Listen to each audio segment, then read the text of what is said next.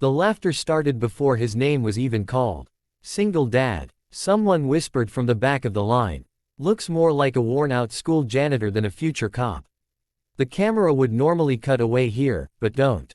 Stay with this story, because what happens next will flip everything you think you know about strength, respect, and second chances.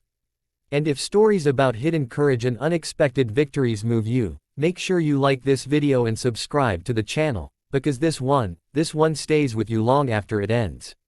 Amir Khan stood quietly on the cracked concrete of the police academy training ground, his application folder tucked under one arm, his other hand gripping a cheap duffel bag that had seen better days. He was 36, with tired eyes and the posture of a man who had spent years bending instead of standing tall. His shoes were scuffed, his track pants faded, and his t-shirt hung loosely on a body that didn't scream, elite athlete. To the other recruits, many of them younger, louder, stronger looking, he was an easy joke. They didn't know that Amir had woken up at 4:30 that morning, cooked breakfast, packed lunch, braided his 7-year-old daughter Zara's hair, and promised her he'd be home in time to help with homework. They didn't know he'd worked a night shift as a security guard just hours before showing up for tryouts. And they definitely didn't know why his left wrist carried a thin, faded scar he always kept covered. When the physical evaluations began, the snickering grew louder. Look at him, one recruit laughed during push-ups. He's shaking already. Amir wasn't shaking from weakness. He was pacing himself. Years of discipline had taught him one thing: energy wasted early is strength you won't have when it matters most. He passed the endurance run quietly. Barely impressive, barely noticed. The obstacle course. Clean but slow. Enough to pass, not enough to stand out. The instructors made notes. The recruits lost interest. Then came the final assessment, controlled combat evaluation. Pairs were assigned randomly. When the strongest recruit in the class, Imran Malik, heard his name paired with Amir's, he smirked. Imran was built like a tank. Former college wrestler. Gym favorite. Confident to the point of arrogance. This isn't fair, Imran joked loudly. I might break him. The instructor raised an eyebrow. Control yourself. This isn't about showing off. Amir stepped onto the mat and met Imran's eyes. Calm. Empty. Focused. The kind of calm that unsettles loud people. The whistle blew. Imran rushed in, fast and aggressive, trying to overwhelm him immediately. The crowd leaned forward, expecting Amir to go down within seconds.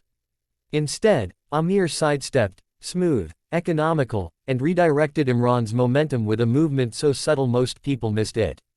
Imran stumbled, surprised. He came again. Harder. In less than 5 seconds, Amir closed the distance, locked Imran's arm, shifted his weight, and took him down with surgical precision. Before anyone could process what they were seeing, Imran was pinned flat on his back, his arm immobilized, pressure applied in a way that forced instant compliance. The mat went silent. The whistle blew again. Late. Instructor, Imran gasped, panic in his voice, tell him to stop. Amir released him immediately and stepped back, breathing steady, eyes down. The strongest recruit in the class sat up slowly, humiliated and shaken. The laughter was gone, replaced by confusion and respect. One of the senior instructors stared at Amir for a long moment. Where did you learn that? Amir hesitated. Previous life, sir. Later that day, in the locker room, a younger recruit finally asked the question everyone was thinking.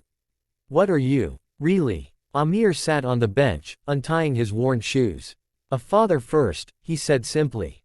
That night, after the tryouts, Amir walked home instead of taking the bus to save money. His daughter ran to the door when she heard his footsteps. Did you win, Abu? Zara asked, eyes bright.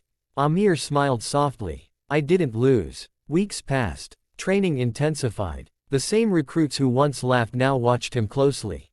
Some tried to copy his techniques. Others asked for advice. Imran, the strongest among them, approached him one evening after drills. I judged you, Imran said, not meeting his eyes. I was wrong. Amir nodded. Happens to all of us. What no one knew, until much later, was that Amir had once served in an elite military unit. That the scar on his wrist came from pulling a wounded teammate out of an ambush. That he had left the service early after his wife passed away, choosing diapers and bedtime stories over medals and promotions.